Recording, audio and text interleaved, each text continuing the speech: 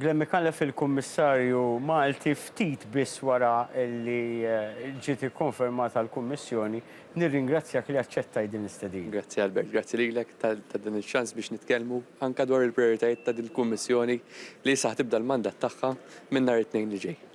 Qabel ma nsaqsik dwar il-portafol tiegħek, nixtieq nagħmel mistoqsija ġenerali u nżommu kemm jista' jkun fil-qasir kemm hu possibbli dwar il-vot fil-Parlament Ewropew.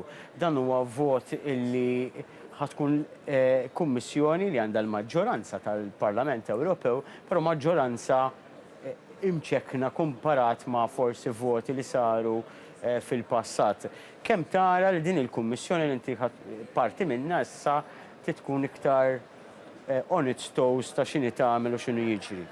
Albert, hija maġġoranza b'saħħitha mill-forzi taċ-ċentru fil-Parlament Ewropew li ovvjament ħajkunu qed isostnu l-ħidma tagħna bħala Kummissjoni fil-5 snin li ġejjin. Jiġifieri kellek il-partiti l-kbar f'realtà ta' wara l-elezzjonijiet Ewropej fejn kellek anke idejat li huma meqjusa forsi iktar estremi ideoloġikament iktar lej in-naħa tar-right tal-ispektrum politiku li kibru fil-Parlament Ewropew, però jfisser li rridu naħdmu iktar mill-viċin mal-membri ta' dan il-Parlament biex il-prioritajiet tagħna issa nattwawhom, nimplementawhom u nkunu qed nagħmlu dan bla dewmien minn bidu tal-mandata. Ekku, ġifieri issa l-ħidma tiegħek tibda litteralment ftit ġranet oħra, tidħol bit-timijiet tiegħek, you settle down, x'inhi l-ewwel u l-iktar priorità immedjata? Immedjatament ħankunu qed naħdmu fuq id-dialogu maż-żgħażagħ. Smajna il-President iktar kmieni fil-plenarja tenfasizza l-priorità li ħankunu qegħdin nagħtu bħala Kommissjoni biex inqarbu l-Unjoni Ewropea u l-istituzzjonijiet lejn iż-żgħażagħ tagħna u ħanibdew bid-dialogu bejn kull kummissarju u żgħażagħ ġejjin minn firxa wiesa ta' stati membri fuq il-loqsma differenti. Ħajkun proċess li ħanamlu fl-ewwel mitjum, kull kummissarju fl-ewwel mitjum ħajkollu dan id-dialogu fejn nisimgħu x'inhu huma l-prijoritajiet taż-żgħażagħ, nindirizzaw dak li forsi qed iqajjem tħassib u anke forsi nieħdu idea ta' frustrazzjonijiet jew affarijiet li jkunu qed idejqu liż-żgħażagħ tagħna fid-diversi partijiet tal-Unjoni. U mbagħad dan ikun eżerċizzju li ħankunu qed nirrepetuh fil-5 snin li ġejjin kull sena ħanamlu dan id-dialogu bejn il-kummissarji u ż-żgħażagħ u nikkumplimentaw ukoll b'inizjattivi oħra f'dan il-qasam. Ma dak imbagħad nibdew bil-konsultazzjonijiet fil-qasam tal-kultura biex nindirizzaw sfidi primarjament marbuta ma' digitalizzazzjoni u l-intelligenza artifiċjali u anke l-kondizzjonijiet tal-artisti u s-settur kulturali b'mod ġenerali. Ħaneħdok lura però għaż-żgħażagħ u mbagħad nistaqsik dwar il-kultura. Huwa fatt magħruf illi inti il-Kummissarju Malti, inti mhux se tirrappreżenta lil Malta, però ovvjament għandek ħafna knowledge ta' x'inhu jiġri Malta. Allura se nsaqsik ukoll dwar il-fatt li qed naraw żieda fil-disaffection ta' ħafna żgħażagħ fis-soċjetà lejn il-politika li tista' jkun hija r-realtà wkoll f'diversi pajjiżi oħra madwar l-Unjoni Ewropea. Kif f'dawn il-5 snin jew issa fl-ewwel parti tal-portafol tal-kummissarjat tiegħek, kif se tara illi b'mod tanġibbli li iż-żgħażagħ jibdew nħossuhom parti integrali mill-politika ta' pajjiżhom mill-Parlament Ewropew? Jiena naħseb li l-prijorità assoluta tiegħi f'dan iż-żmien ħatkun li ninkoraġġixxi iktar żgħażagħ ikunu parteċipi fid-demokrazija tagħna. Ikunu parteċipi mhux billi jgħidu proset jew jgħodu ifaħru lill-politiċi, imma anke jesprimu dak li forsi jixtiequ jaraw isir aħjar. Kif semmejt tajjeb inti f'diversi partijiet tal-Unjoni tagħna hemm affarijiet li forsi qed iqanqlu rabja, iqanqlu dwejja jew forsi iż-żgħażagħ jixtiequ jaraw aħjar. Kellek fenomeni fejn pereżempju f'żoni rurali tal-Unjoni in-nies imxew lej ċentri iktar urbanizzati u dik qed wasal biex ikun hemm servizzi inferjuri li qed iqallu frustrazzjonijiet. Allura naħseb li tajjeb li nisimgħu, tajjeb li ninkoraġġixxu li jkun hemm dan id-dialogu, imma mbagħad tajjeb li nimplementaw anke inizjattivi bħalma huwa il-UCHEC fejn aħna kull liġi, kull inizjattiva maġur li ħajkollna matul dan il-mandat ħankunu qed nanalizzawha mill-lenti żagħżugħa kif ħadd impatta liż-żgħażagħ u l-aspett nisimgħu minn għandhom ukoll x'jixtiequ jaraw forsi aġġustat differenti jew il-veduti tagħhom fuq dak li nkunu qed naħdmu fuq aħna fil-Kummissjoni. Il-kultura u għandi mistoqsija oħra tal-aħħar il-kultura hija xi ħaġa li ovvjament fl-Ewropa għandna ħafna minnha minn daqshekk, però kif se tressa il-kultura aktar lejn in-nies? Ara, fis-settur kulturali għandna identitajiet differenti madwar l-Unjoni Ewropea.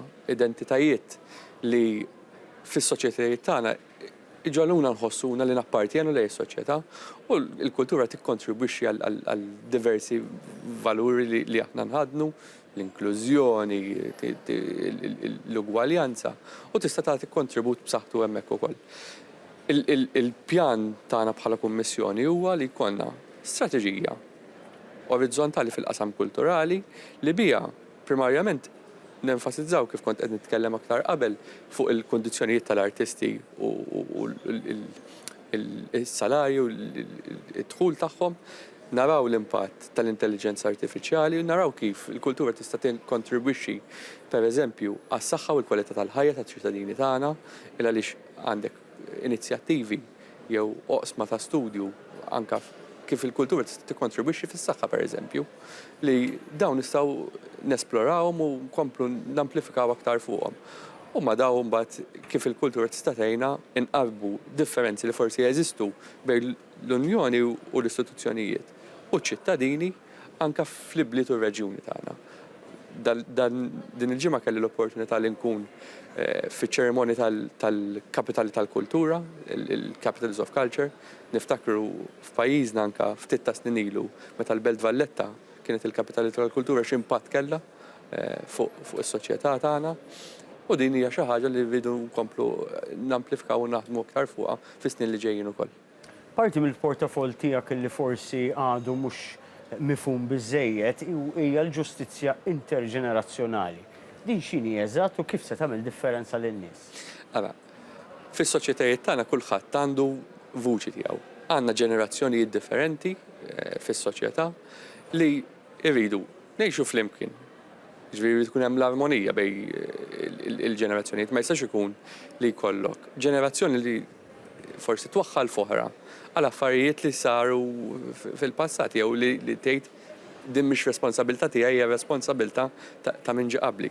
Irridu nikkreaw opportunitajiet għal kulħadd ma nistgħux ninvestu fid-diġitalizzazzjoni u ninsew forsi min m'għandux daqshekk taħriġ fid-dinja diġitali.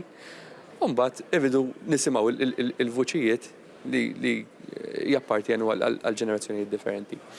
Il-ħsieb hawnhekk huwa li jkollna strateġija b'azzjonijiet ta' kif aħna nistgħu nikkreaw din l-armonija bejn etajiet differenti fis-soċjetajiet tagħna.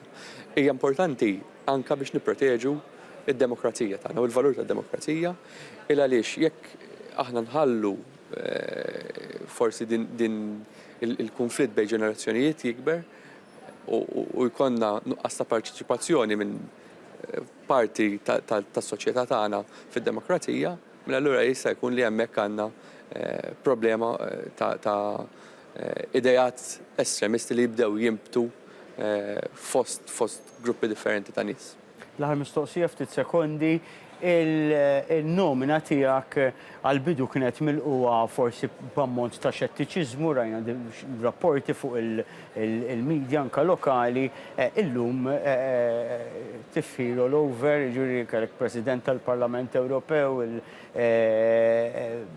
il-rapport li ħareġ ukoll mill-Kumitat favorik u l-mod kif irrispondejt, anke MPs kemm MPs tal-Partit Laburista Maltin u anke tal-Partit Nazzjonalista, kemm tħoss li x'inhi il-feeling tiegħek illi forsi dawwar dan ix-xettiċiżmu f'appoġġ? Ara jiena nemmen li l-importanti huwa li wieħed jaħdem b'serjetà, jitfarasu hemm, nemmen li żgħażagħ għandhom potenzjal kbir x'jistgħu joffru lis-soċjetajiet tagħna u nixtieq ninkoraġġixxi aktar żgħażagħ biex joħorġu hemmhekk, jagħmlu l-pass, jitkellmu, ma jibżawx li jagħmlu l-iżbalji, illa għaliex mill-iżbalji forsi wieħed jitgħallem jagħmel l-affarijiet mod aħjar, però nemmen li huwa sinjal b'saħħtu lej iż-żgħażagħ biex ikunu parteċipi fis-soċjetajiet tagħna u fil-proċessi demokratiċi tagħna. Grazzi ħafna Kummissarju Mikallef. Grazzi Albert.